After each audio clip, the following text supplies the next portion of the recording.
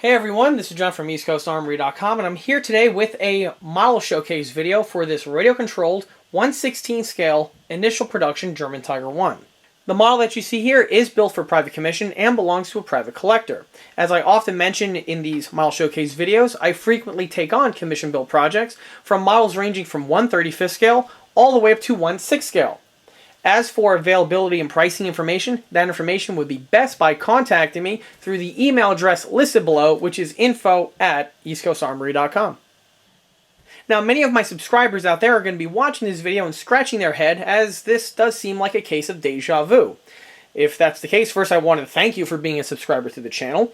And that is actually correct, because this is not the first time one of these initial production Tiger 100 builds have come across my desk. I have done this exact same type of build in 1/16 scale, 1/35 scale, as well as the biggest one there is in 1/6 scale. All those models are featured in model showcase videos and also a build video in regards to the 1/6 scale unit, and all of those videos are found on the ECA channel. Now, like I stated earlier, this model here is built for private commission. The customer who commissioned me to build this tank is a fan of the channel, and I actually have done a few other builds for him in the past. He contacted me about a year ago asking about an initial production Tiger build. I showed him my 1/16 scale build, and he liked that build so much that he wanted this model here, basically to emulate that model as much as possible. However, this build does feature several differences compared to the previous builds that I've done in the past, in both terms of the base starter model as well as the other accessories and modifications that went into this model, which are improved since the last time I've done one of these initial builds. All of this information will be discussed in this video. Also to be discussed in this video are the modifications that the stock model underwent in order to get it up to the condition that you see it here. It does seem like a simple conversion. However, the Tiger 100 and the initial Tiger I family do feature several little curveballs on them that do need to be addressed by the builder in order to get a really good representation of one of these models. Again, this information will also be discussed in further detail as the video goes on. Before we go any further with the video, let's go ahead and take a quick walk around the model. And this vehicle here is the initial production German Tiger I. More specifically, a Tiger I number 100 from the Schwer-Panzerausbildung 502. Now, like on the other videos about this same vehicle that I've done, the initial production Tiger was the very first production unit of the Tiger I that immediately followed the H1 Henschel prototype. The H1 prototype was very similar to the standard production Tiger I variants that we all know, however it did feature several extra features and fittings that were deleted and deemed unnecessary, and then the Tiger I's that went into production picked up right where the other one left off. Which is actually pretty funny, because one of the problems that the initial production Tiger I's had was that they had a litany of features and accessories on them that were deemed to be unnecessary and costly, which ended up always getting dropped as the Tiger I design would develop and be produced further. Tiger 100 was one of the very first Tiger I's to ever be completed by the German factory, and I believe it was part of a batch of either 6 or 12 units that came off of the very first production line. The vehicles were completed in late August of 1942, and between late August and early September were sent to the Eastern Front. These vehicles were attached to the Schwer-Panzerausbildung 502 Heavy Tank Regiment and were located around the Leningrad area. The 502 was the first heavy tank battalion to receive the then brand spanking new Tiger I heavy tank. As soon as the tanks were unloaded off of the train, the markings were applied by the crews in field. This would include both the German crosses as well as the unit symbol, which is the very iconic, and very cool for that matter, marching woolly mammoth. The very first time the 502 used the Tiger I in battle was on the 16th of September of 1942, south of Lake Lagoda near Leningrad. Tiger 100 was able to survive these encounters and these battles that took place between the late fall of 1942 and also into the very early winter of 1943. On January 14th, however, of 1943, the Soviet troops disabled Tiger 100 and were able to then capture it. After this vehicle was captured, it was promptly sent back to the Kubinka experimental testing grounds, where the vehicle was thoroughly studied and analyzed. This vehicle was quite a bit of a prize, specifically since it was the very first Tiger I heavy tank ever to be captured by the Allies. It is at the Kubinka testing ground was where the photographs of Tiger 100, which survive today, were taken. This vehicle was showed off to the Russian High Command, and the generals, as well as many of the commissars, were able to look at this vehicle in the flesh for the first time. After the vehicle was studied and analyzed, it stayed in the Kubinka proving grounds for the duration of the war. Once the war ended, the Tiger was actually part of a large open-air exhibition that was either in the center of Moscow or St. Petersburg. At this exhibition, the Russians threw a very large victory party where they had a humongous wide open field filled with just about all of the capture equipment that was confiscated during the war. This exhibition field was the size of probably several football fields, and it was massive. There were every single German vehicle that you could think of was represented at that location. Now, unfortunately, it's very hard to find, but on YouTube, there is a Russian newsreel of this exact same event. And in this video, you get to see the entirety of the scope of what was captured. And in several of the shots, you get to see Tiger 100 still with its original paint. Now, I'm hazy on the actual details of the event. I'm not sure if it ran for several months to even several years. But I will say that at the conclusion of the open-air exhibition, many of the vehicles were then reallocated back to Kubinka, and those vehicles are actually still there today, and it's what's on display when you actually visit the museum. Several of the other vehicles were distributed to other military museums spread across Russia, and unfortunately, several of them may have been scrapped. Now, this is where the fate of Tiger 100 drops off the face of the earth.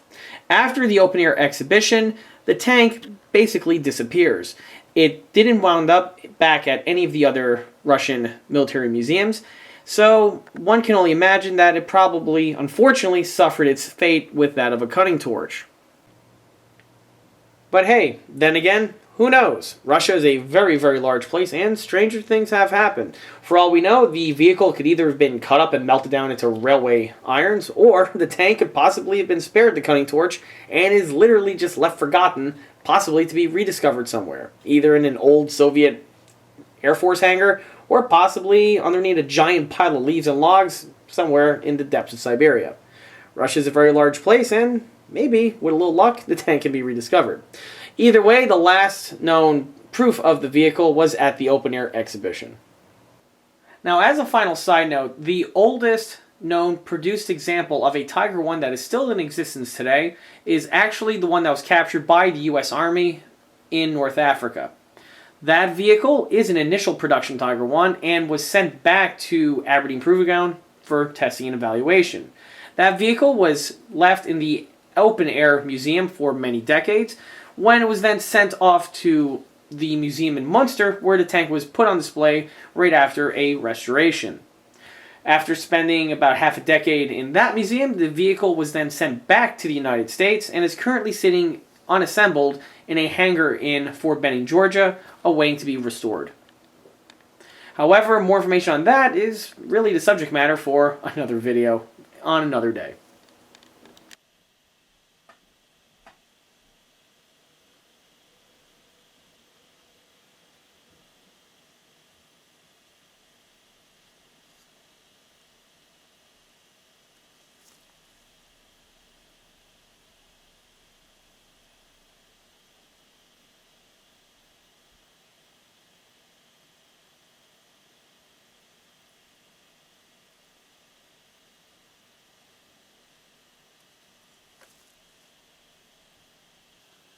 Before we go any further with the video, let's go ahead and take a step back to when this project was first started in order to get a good idea on how the model was supplied.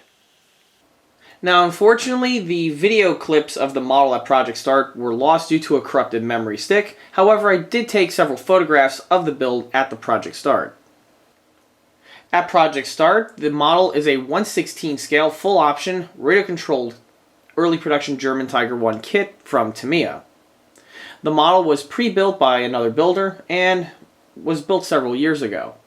The model stayed in this configuration until it was sent to me by the customer in order to do the conversion process. The model itself was a basic build. The detailing as well as the mechanical functions are purely stock Tamiya and out of the box. The previous builder did install the Tamiya battle unit, and that circuitry is all patched into the system, again as per the Tamiya instructions. For radio, the vehicle utilized the older pattern system, the type of radios that utilize an external aerial antenna.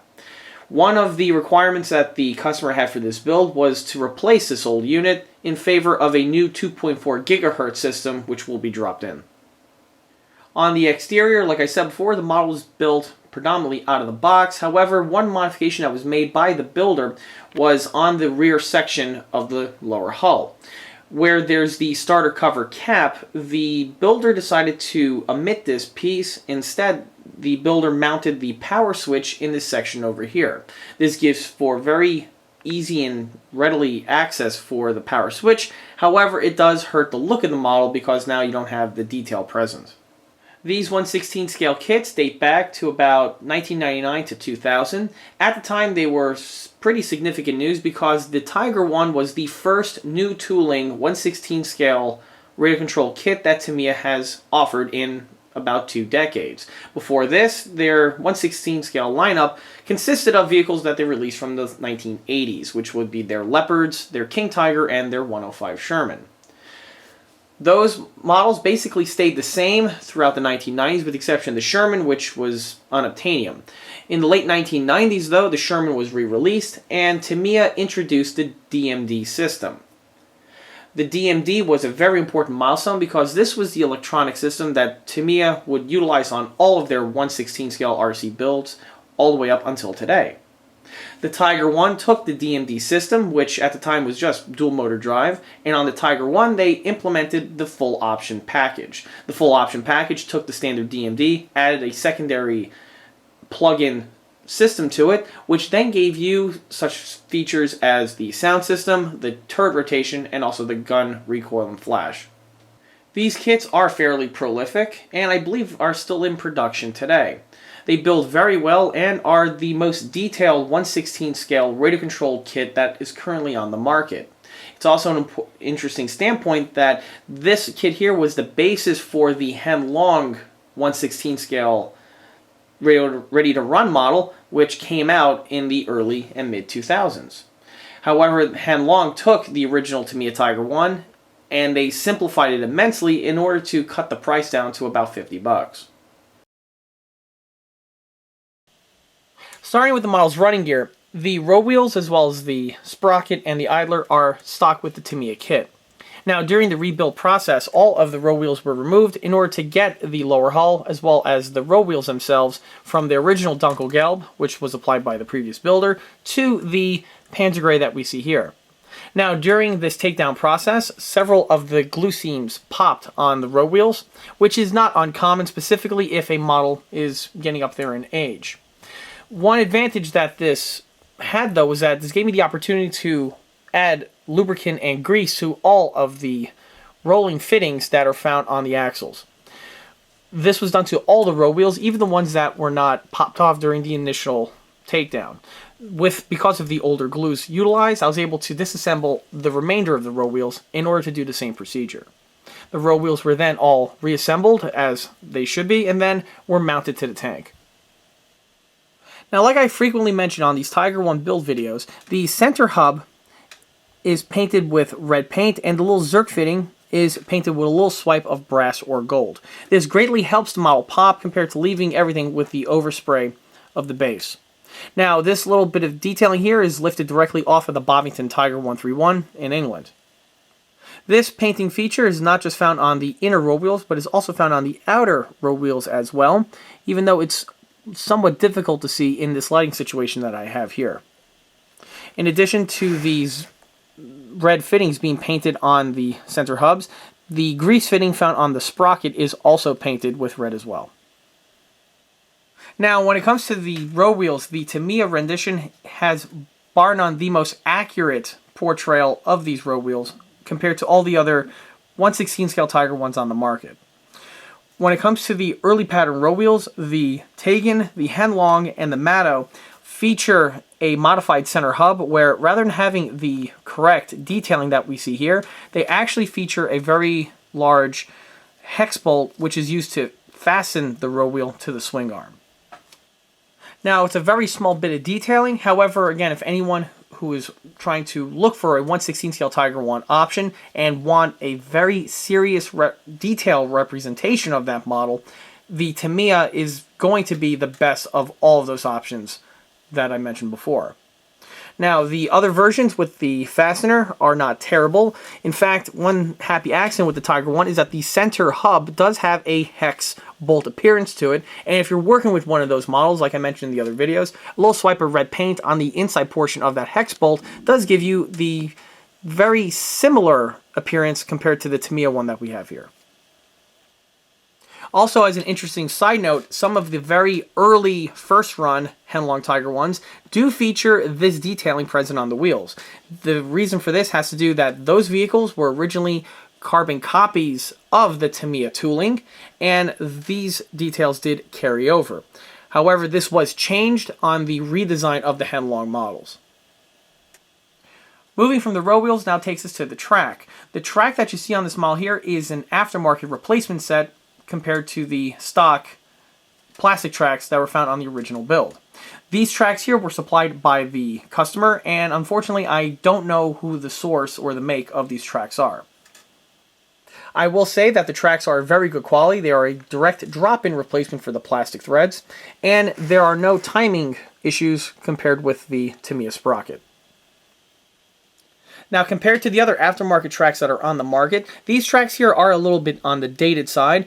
If you notice on the teeth, these tracks here are basically just a metal copy of the Tamiya tooling. Because of this, you do not have any of the mud slits found on the track guide horns, and the hinges themselves do have their open hinge center portions, which is again standard for the Tamiya plastic tooling. Now, if anyone's wondering, can you mount on the Tiger tracks to a Tamiya kit and have it time well with the Tamiya sprocket? This information, unfortunately, I don't know offhand. However, if anyone watching this video and does know, feel free to put that in the comment section listed below, as I'm very sure this information would be very appealing to some people who are working on their Tamiya builds.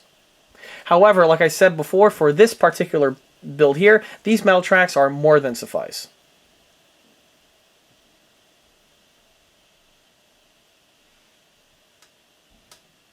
Moving from the tracks now takes us to the tank's rear hull. This is one portion of the initial production Tiger that does get severely modified compared to the other renditions of the Tiger I that have been produced. Starting with the model's mud flaps, the initial production Tiger I utilized the mud flap design that we have here. This differs from the other production units, which had the hinge capability, and also once the side skirts were developed, had that little section here that would pivot upward when in transport mode. These two rear mud flaps here are a new addition to the EastCoastArmory.com product line. They are 3D printed and are designed for 1/16 scale Tiger I's. To mount the ECA part onto the tank, you're going to first need to obviously remove the hinged fender section. Now, on the Tamiya one, it's very simple because the fender is non-functional on the Tamiya unit. So it's just a direct drop-in replacement. If you're doing this conversion, however, to one of the ready-to-run kits that are on the market, you are going to have to amputate the little hinge tube section that is found on this section over here. Once that hinge section is removed, you can then mount the ECA fender to the rear portion of the Tiger I. Now, on the real Tiger I, this component was non-hinged, which you can see from these fasteners that we have over here. Also, if you look at the box mounting plate found on the rear of the Tiger I, you will see these small little threaded sections that are present. Those thread sections are specifically for this mud flap that we have here. From the fender now takes us to the next new addition to the EastCoastArmory.com product line, which is the early pattern German AFV convoy light. Convoy light is a 3D printed component and is printed in a translucent HD material. The advantages of this is that it gives you some very nice surface detailing that is present.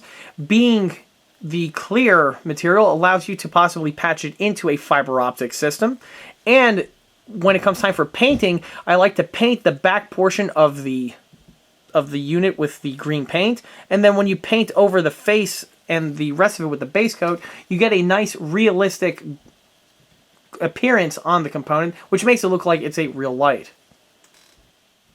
Now, the taillight is represented in blackout mode. This is distinguished due to the hinge plate being on the downward position, and we have the square green sections that are present. In addition to the convoy light, the reflector is also included with the set. The reflector, again, is made with the same HD material and is painted with the same way. Once done, you'll also have a very nice realistic appearance to this component compared to just having to paint the face of it with the red paint. From the reflector now takes us to the starter cover cap. Now, this is another new 3D printed item found on the ECA product line, and the reason why I went ahead and needed to fabricate this piece was when the model was first dropped off, the previous builder utilized this section over here for the main power switch. The original Tamiya kit, this is a separate piece which gets glued in place. Now, because the power switch was moved to the inside portion of the vehicle, I needed to replace this detailing. So I went ahead and made the CAD file and 3D printed the component that you see here. Since I have the component on hand, might as well offer it to the community if anyone is interested to replacing one either on a Tamiya kit like this one here, or if they're revising a Henlong or any of the other RTR models on the market. Moving from the cover cap now takes us to the remainder of the detailing. Now, when it comes to an initial production conversion, the major amount of work that is going to be required on the rear panel is to delete the provisions that were originally there for the FIFO system. The FIFO system does have several fastener locations, and this is true for not just the Tamiya, but also the Raider Run models as well. And I believe on the Tamiya there were also some integral bosses that were found in these locations here, again, for the detailing of the FIFO. Another revision that is going to be needed has to do with the rear toolbox, which on the early production Tigers with the FIFO system emerges from this location over here horizontally. For the initial production, the toolbox was originally mounted in this section over here vertically. Now, this toolbox is the one that is supplied with the EastCoastArmory.com Resin Tiger 100 conversion set, which gives you the toolbox that is designed to be mounted in the vertical mode. The difference is that on the versions that are designed to be horizontal, they have their little shelf detailing integrally molded on, and if you just take that component mounted vertical like this, it's going to be an error. This pattern over here is specifically modified to have its mounting clips as opposed to the shelf. Directly next to the toolbox, we have here the jack block. This is the stock unit and was reallocated from the front portion to this rear section over here. Moving to the exhaust manifolds, these are the resin sets from EastCoastArmory.com. The reason why I went with them over the stock Tamiya units is that the ECA ones have better cast texturing and better detailing to them, while the units that are stocked with the Tamiya are really more designed to be used with the heat shields in place. Without the heat shields present, the ECA ones were a better replacement. The ECA ones do feature their cast detailing. We have here the lift lugs found on the armor cover caps themselves, and on the exhaust manifolds we have here the puffer cap detailing. On the center here we have the starter plate. The starter plate is the Tamiya one, however has been modified with the orientation the way it's located. On the initial production Tiger, the component was mounted in this configuration over here. When the Tiger was redesigned to have the heat shields, this component was modified so that it was mounted vertically, so it makes clearance for the heat shields. Moving down from the starter plate takes us to the tow hitch. The tow hitch is a stock original unit, but needs to have been a little bit improved from the way the tank was dropped off. On the Tamiya tank, I believe that the tow hitch has a second piece that gets glued onto the section here, which actually has the tow pin installed. On this particular rendition, that portion was missing, and so the tow hitch was half the mount that was present.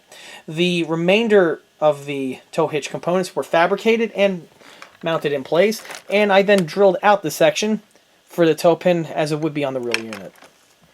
On the bottom portion here, I also added the two little fasteners, which are found on the bottom portion of these hitches as well. Moving up to the right-hand portion takes us to the jack. The jack and the jack mounts on this model here are the stock Tamiya units with no mods needed to have been made. From the jack takes us to the tombstone antenna base. This is another feature that is found only on these very early first-run initial production Tigers. The component itself was originally designed to have the antenna base mounted in the very rear of the vehicle. However, from my sources, this piece was actually never utilized and was just a carryover from the original prototype.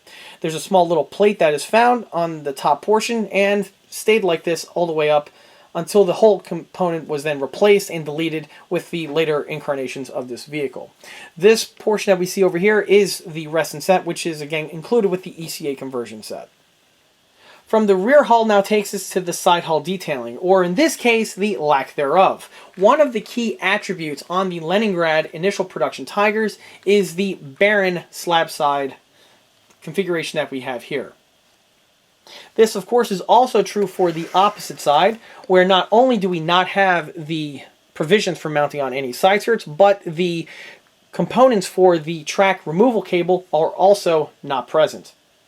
These details would be developed later on after the feedback came back from these particular vehicles here.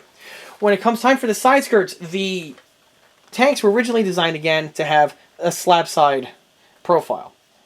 Shortly after these vehicles entered into service, one of the complaints that were mentioned was that because the tracks extend past the upper and lower hull, these tracks would kick up a lot of mud, dirt, and debris. So much so that it was becoming an issue. This is why the engineers went ahead and designed the little side skirts that have been part of the Tiger I's design on vehicles past this point here, and are basically a characteristic on the Tiger I as whole. Now, even though there are no side skirt bosses or detailing whatsoever on the sides, there is some detailing that is standard and actually signature for this type of vehicle, and that has to do with these weird weld marks that we have here. On the front we have this tombstone, there's another tombstone on the back, and then there's a small little cutout on this section over here. These type of welds are only present on Tiger I's of this generation. The tanks that were produced after this unit here would not have had these weld marks, because by that point the Tiger I, when it entered into full production, the designers came up with ways to improve and simplify the design, and that negated the use of these type of features here. This saved some time and a little bit of resources, which was always something that was beneficial to the Germans. These weld marks are present on both sides of the model.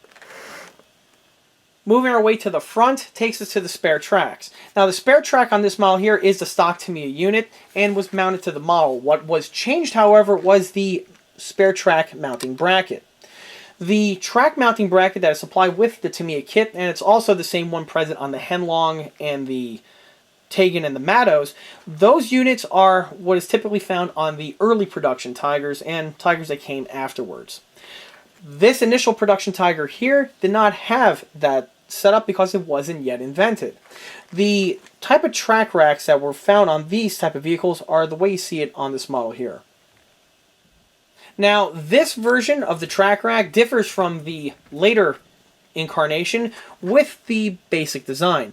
The design that would come later on was simpler, and the way the track would be held in place would just be with gravity. With this design here, the track is actually fastened to the tank. And this is done via these two straps. If you notice, there are fasteners on these locations over here, and to get access to the track, you would actually have to undo these bolts with a wrench, remove this heavy steel plate, and then the track would then be able to be removed from this section. This design was, I believe, originally cobbled together in field, but it was present on Tigers during this era. On both the initial productions as well as some early production units had this design. Now, the set that you see here is a new addition to the EastCoastArmory.com product line and is a 3D printed component. The pieces come in a set where you have both of the straps required to outfit one Tiger I. Moving up from the spare track racks now takes us to the front mud flaps. Now, the front mud flaps on the initial production Tiger Is would be the pattern that we see here. Rather than the flat steel mud flap with that hinge section that we all come to know for the Tiger I, the original design was more simplistic. It was actually a single piece of German diamond plate that was bent, and then we have a row of hinges here that would keep the component in place. Now, the units that we see here were totally scratch built, and just like on the last 1/16 Tiger I conversion I did, are fully functional. Now, in order to do the conversion, I first had to amputate the stock Tamiya mud flaps. And then once the stock mud flaps were removed, I actually had to build up this little section here of the top plate. This is absent on the Tamiya tooling because, again, the mud flaps are integrally molded to this whole front plate that we have here. These pieces were fabricated out of a section of Plastruct, and then once mounted, gives you the detailing of the missing sections. And another very beneficial bit of function that they serve is that it actually is what holds up the fenders and keeps them from descending down any further and making contact with the sprocket. From the sprocket now takes us to the sprocket removal hoist mount. The hoist mount is a bit of detailing that a lot of people are unaware of on the Tiger I, but like I frequently mention, the Tiger I's design was that in order to remove the heavy sprocket, there would be a hoist which would mount in this section over here, and a pulley and chain system would help the crew or the maintenance person remove the sprocket. Now, on the Tiger I's design, this hoist mount was always present. However, on the initial production and prototype version of the Tiger I, it was just a simple hole found in the armor plate. Shortly after these vehicles were fielded and the hoist was utilized, it was quickly determined that this section here was far too thin and too fragile with constant use of removal of the sprocket. To address this, the designers developed a reinforcement collar which would be welded to this little section over here. This reinforced unit would be present on all the Tiger I's which came after this production unit. For this model here, to backdate it, I had to amputate the Tamiya detailing which was present. From the hoist mounts now takes us to the front visor. The front visor is the stock Tamiya unit, however the mods that went into it are as follows.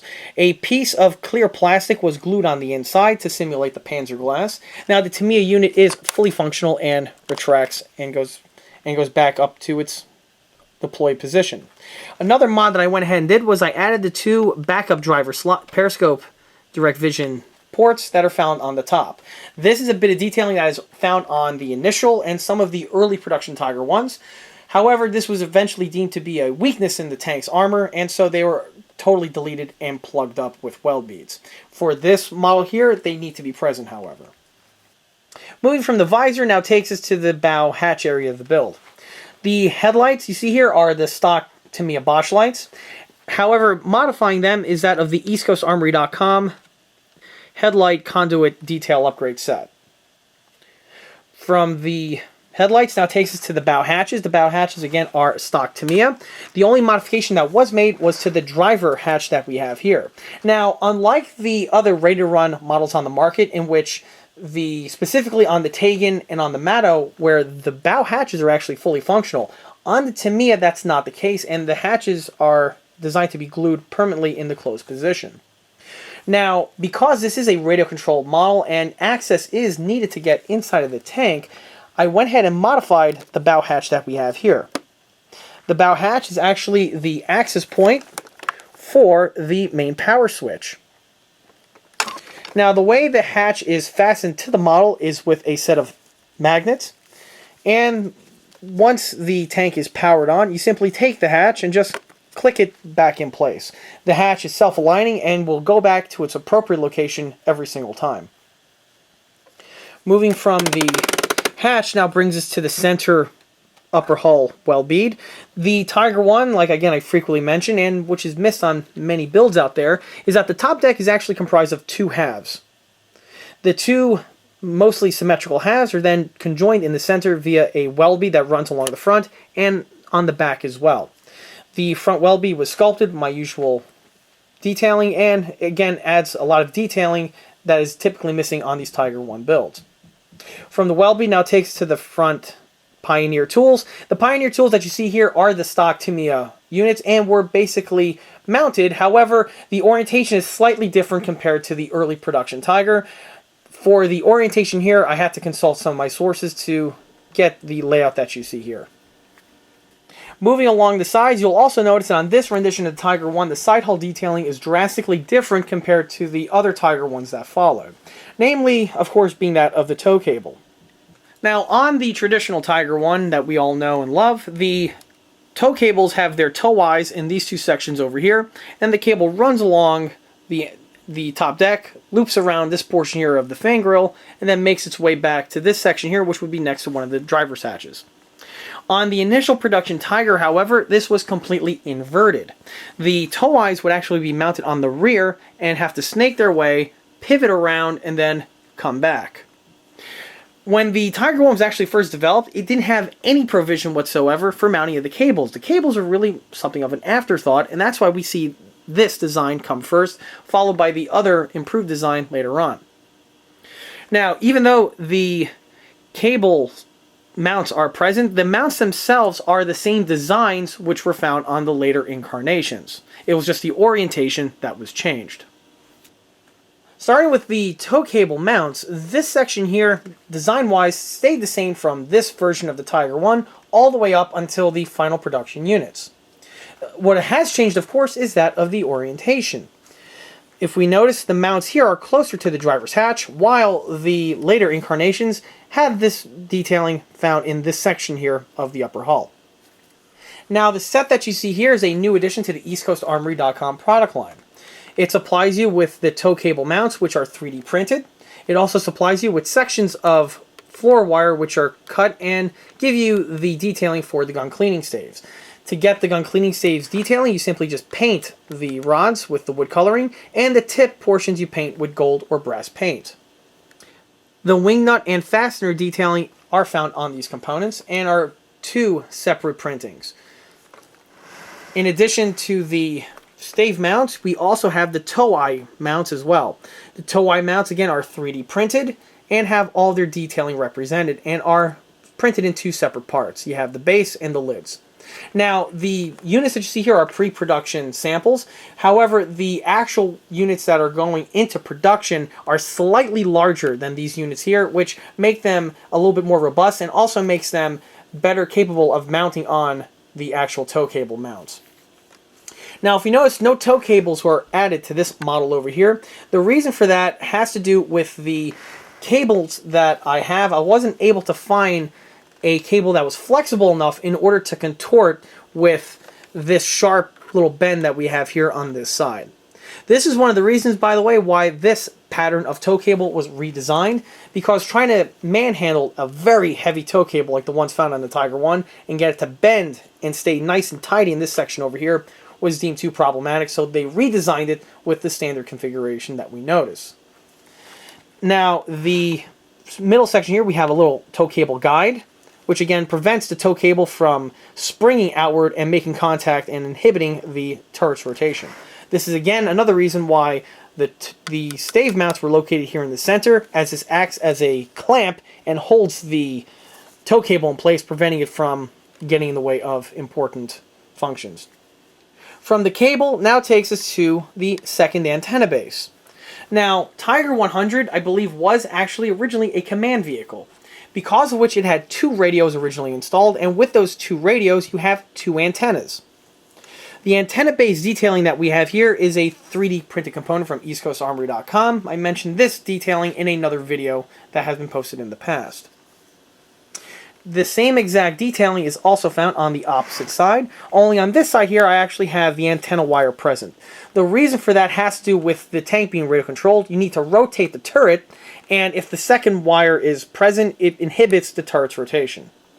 So only one of the antenna wires is present. Also, it's important to point out that I believe when the tank was captured by the Russians, it only featured one antenna fitted to the base. When it comes to the base detailing itself, it's standard German AFV, where you have a rubber bottom section and a brass fitting which clamps the antenna wire in place. All of these details are present on the ECA printing. From the antenna base now takes us to the secondary crowbar. As we saw before, there was a crowbar mounted in this exact same location on the opposite side.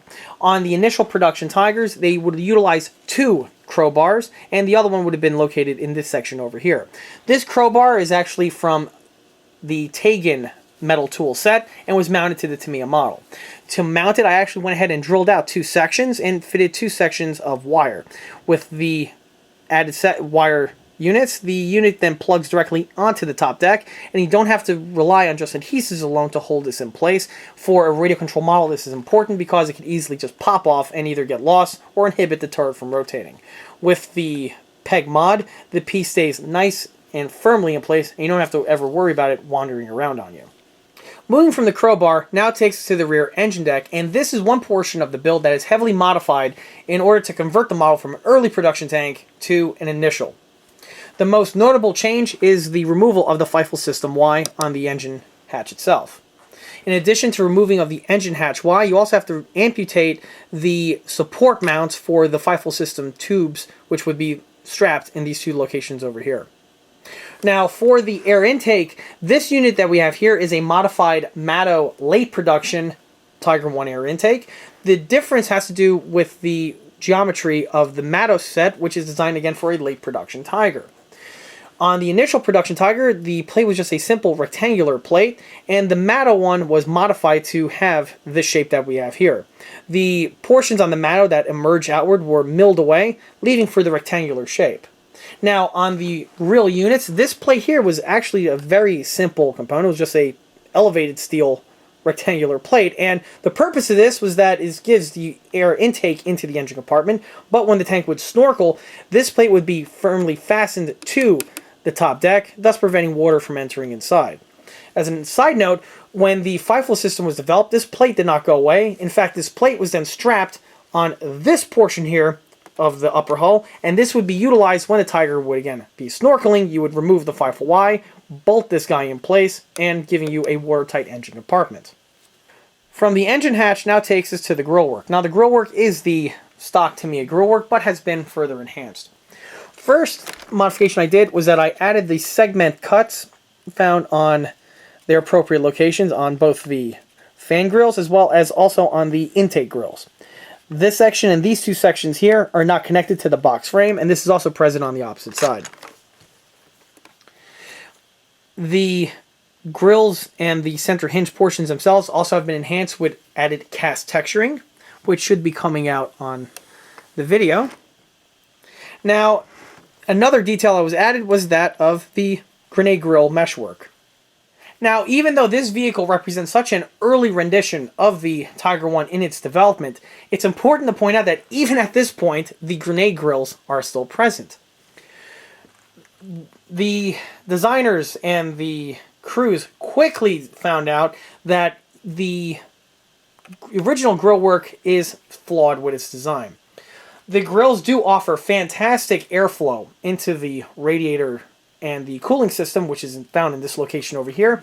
However, one side note of that really good airflow is that the grills have such wide gaps on them that a grenade or a Molotov cocktail can easily slip in between these slats and get inside of this compartment over here, which is definitely less than ideal, specifically since the tank is gasoline powered, and right below this air duct is the main gasoline fuel cell, which is also found on the opposite side. A meshwork was quickly developed and was mounted to the tanks even at this early stage of the Tiger I's development. Now, the grill work that you see here is the photo etch sets from Tiger. The Tiger units drop directly onto this Tamiya without any problems whatsoever. From the grill work now takes us to the fire extinguisher. Now, the fire extinguisher is the stock Tamiya unit, but the location had to change. Because of the tow cable mounts that are now located on these two sections over here, the fire extinguisher would have originally been located in this section over here. When the design layout was changed with the other layout, the Germans went ahead and moved the fire extinguisher from here to this location, and it would be pointing in a slightly different direction. Moving away from the fire extinguisher now takes us back to the engine hatch. Now, why this is important has to do with what makes this vehicle, the Tamiya kit, better for an initial production conversion compared to the other ready-to-run models on the market. And that has to do with this engine hatch. The engine hatch on the other ready-to-run models are integrally molded to the top deck. However, on the Tamiya, it's actually fully functional. Why this is important has to do with that on this model here, I went ahead and used this location for access for the tank's recharge system. Now, typically on my 1/16 scale builds, I like to incorporate recharge jacks on them because getting access and dismantling a fully complete and painted model like this to recharge the batteries can be very problematic, as it can cause breakage and can also harm and hurt the finish of the build. The recharge jacks does alleviate a lot of these problems. Now, on this model here, it's actually slightly different because unlike my other builds, there are actually two recharge jacks that are present. This is because on the Tamiya Tiger I in 1/16, the tank utilizes two 7.2 batteries. This is different from the tanks that followed this release here, like the Pershing, the Panther, and the Leopard, in which those tanks feature a single 7.2 to power everything. Because the batteries are not hooked up in parallel or connected in any which way, you will need two separate charge jacks in order to facilitate the recharge. Now, the jacks themselves are the ECA drop-in units that are found on the product line, and these just patch in directly into the system with no modifications needed to be made to the tank's electrical system. You just connect them between the batteries and you're off to the races. Now, because the engine hatch is fully functional, this is a fantastic opportunity for access for the tank's rear section, which makes it great for the recharge jacks. Once the tank is fully recharged, the jacks are stuffed carefully back into place. And then you can close the hatch and operate the model. Now, of course, with the tank built out of the box with the FIFO system, this feature is not going to be possible. But if you're building the tank like this one, without any FIFO system detailing, the engine hatch is a fantastic access point.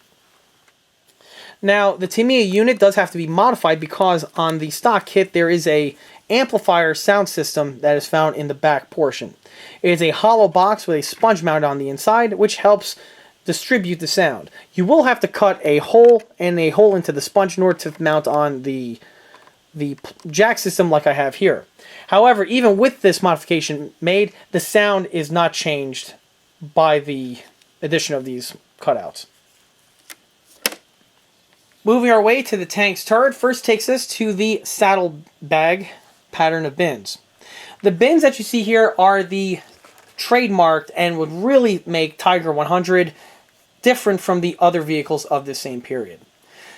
A lot of people scratch their head on these bins and wonder what were the Germans thinking. The reason is that when the Tiger I was first developed, it actually had no external storage bin capabilities whatsoever.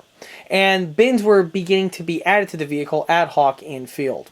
Originally, when the Tiger I's first came out of the factory, they were totally binless and actually looked pretty strange if anyone has ever seen one. And shortly after entering the field, they realized that extra storage was going to be needed.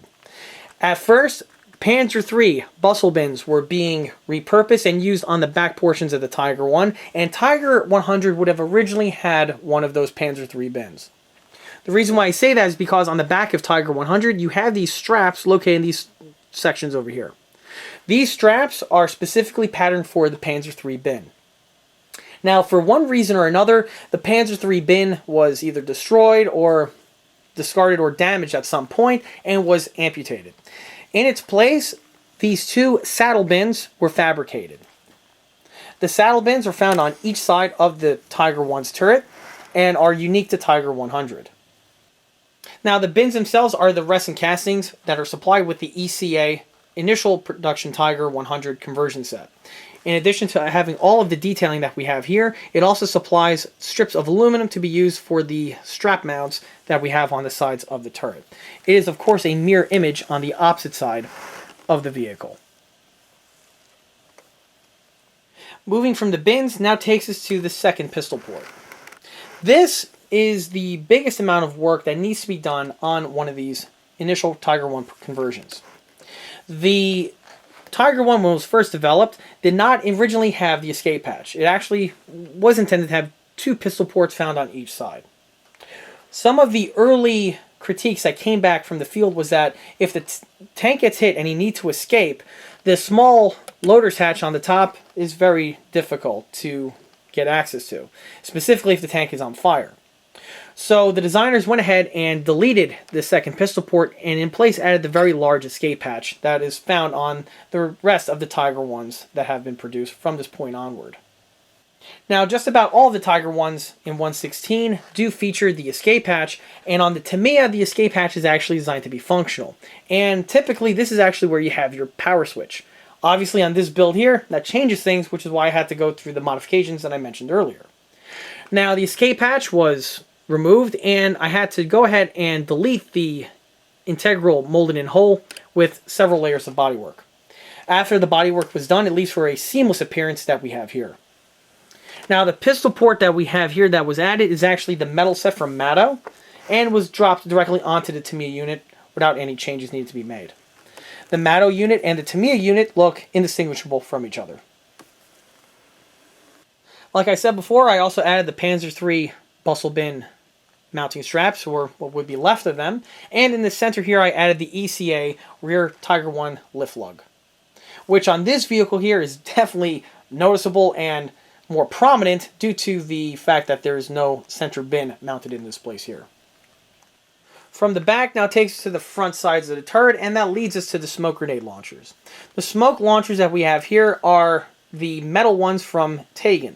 The Tagan sets are probably some of the best smoke grenade launchers for the Tiger I in 1/16 scale. They are made of metal and are very nicely done. The one modification I did make to the smoke grenade launchers, however, is something that I do frequently on these builds, was the addition of the back detailing that we have here. This would include fastener detailing as well as the fire cable detailing as well. Once this is added, this greatly helps improve the accuracy of the part compared to leaving the pieces stock. And here on the top portion of the turret, you can see how the conduits enter into the Tiger I's roof. Now moving our way to the tank's mantlet, this is another bit of detailing that has to be heavily converted in order to properly render it for the Tiger 100. The stock Tamiya Tiger, as well as the other RTRs that are on the market, utilize the enhanced mantlet, which has a integrally casted bar of steel, which is located in this section here, which on the real tank gives extra protection for the gunner's visor. When the Tiger I was first developed, however, this block was not yet developed, and the Tiger I featured this type of a configuration for the armor. Now, to convert the Tamiya unit to the way you see it here, I actually had to amputate and delete that molded in section. By doing this, you will be left with a very large cavity found in this section over here, and this cavity was filled in and built up with the bodywork. Once the bodywork was done, the piece is seamless and blends in with the rest of the mantlet without anyone guessing. If you also notice, I drilled out the two sections for the visor, and cast texture was added all throughout the piece, making for a seamless component. And here you can see the cast texturing on the opposite side of the mantlet. Now, on this section here, which would be the coax machine gun, I would normally insert a little bit of detailing for the barrel tip of the MG34T. However, on this build, that's not present, and the reason for that is because on this model, this build features the Tamiya Battle IR system, and whoever built this tank repurposed this location here for the IR emitter. Because of the IR emitter in this section over here, I cannot add a bit of detailing in place because it will get in the way of the unit's functionality. So the unit is left without its coax machine gun fitted. The last bit of detailing I added was this little plate that was welded to the front mantlet, and on the real vehicle, this here was to act as a glare reducer for the gunner's optic. Moving from the mantlet takes us to the barrel shroud, and you'll notice I went ahead and added the little fastener indentations, which are located on the 3 sections of the barrel. We have 2 on this portion over here, 2 more on the center, below the gun itself, and 2 more on the opposite side. These little fasteners are present on all of the Tiger Is, and I believe on the real vehicle actually mount on a bushing, which keeps the barrel nice and centered inside its sleeve. Moving to the paint and the markings, with Tiger 100 you're limited to one of 2 ways it can be painted. Either all pans are gray, or there was also a version I believe that had a winter whitewash scheme as well. For this customer, he opted to have it for the standard Panzer Gray variant, and this is the way it was represented on the other builds that I've done in the past. Paint and weathering wise, the paint is exactly the same as the other 2, and I believe also the shading material may be a little bit darker than my last renditions. For the markings on the smile here are actually decals from Elite Armor. The decals are extremely recommended. They're very high quality. I used them on the past, and I recommend them fully for use in the future. The markings give you everything that you need, from the tank's number to the crosses, as well as the unit Marching Woolly Mammoth that is very key for this vehicle here. They are water slide decals, however they go on without any problems and lacquer on very well. Again, strongly recommended.